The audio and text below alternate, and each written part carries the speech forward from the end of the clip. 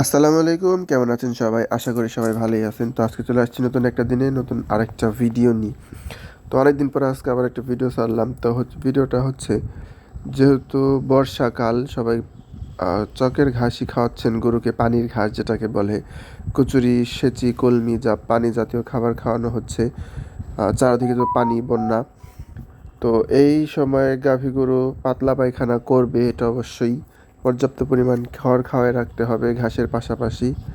তারপরেও যদি দেখেন যে খড়ের কাজ হচ্ছে না বা পাতলা পায়খানার বৃদ্ধি বেশি, তখন আমি ঘরোয়া কিছু টোটকা দেব, তা করতে পারেন। তাতে আপনার গাভী গরুর পাতলা পায়খানা রোগটা তাড়াতাড়ি সুস্থ হয়ে যাবে। তো প্রথমত হচ্ছে, আহ, অনেক কারণের জন্য পাতলা পায়খানা হতে পারে, যেমন কৃমি, তারপর ভিটামিনের অভাব থাকলে, আরও বিভিন্ন কিছুর অভাব থাকলে আপনার পাতলা পায়খানা হতে পারে। তো আরেকটা পাতলা পায়খানা হচ্ছে আপনার ঘাসে থেকে যদি আপনার কোনো পোকামাকড় খায় বা যদি ঘাসে থেকে পাতলা পায়খানা হয়, তাহলে ওটা আহ, সময় লাগে না, অল্প কিছু সময়ের মধ্যে ঠিক হয়ে যায়। যদি ঘাস থেকে হয় তাহলে দীর্ঘদিন সময় লাগে। আর যদি পাতলা পায়খানা হয় আপনার পোকা থেকে, তাহলে খাবারের রুচি কমে যায়, গরুর খাবার খেতে ভয় পায়।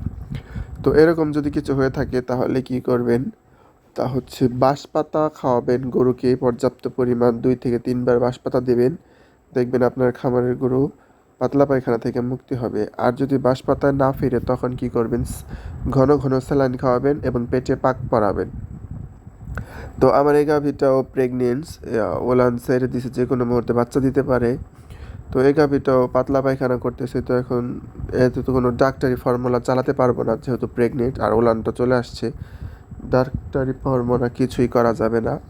তো আমি এখন ওকে ঘন ঘন করে স্যালাইন খাওয়াচ্ছি, আর হচ্ছে বাঁশপাতা খাওয়াচ্ছি এবং পাশাপাশি খড় দিচ্ছি। আজকে ওকে কোনো ঘাস জাতীয় কোনো খাবার দেবো না। আর আপনার আর যে জাউ খাওয়াবো না আজকে গরুকে, হালকা কুড়ো মাখিয়ে দিব, তাই খাওয়াবো।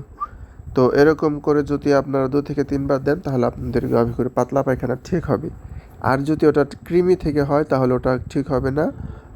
ভেটেরিনারি ডাক্তারের পরামর্শ নিয়ে তারপর চিকিৎসা দিয়ে ওর পাতলা পায়খানা ঠিক করতে হবে। কিন্তু একটা বিষয় সাবধান থাকবেন, পাতলা পায়খানা হলে কখনোই হেলা করবেন না। পাতলা পায়খানা হলে অতি তাড়াতাড়ি ডক্টরের চিকিৎসা নিয়ে গাভী গরু সুস্থ করার চেষ্টা করবেন, কারণ পাতলা পায়খানা হলে শরীর থেকে লবণ পানি বেরিয়ে যায় এবং গাভী গরু দুর্বল হয়ে যায়। আর এই সময় দুর্বল হওয়া যাবে না, যেহেতু বর্ষাকাল, এখন সামনে শীতের সিজন।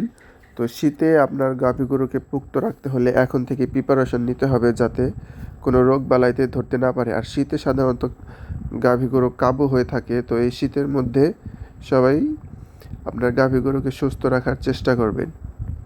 তো ভিডিওটি দেখার জন্য ধন্যবাদ। ভালো থাকবেন সবাই। আল্লাহ হাফেজ।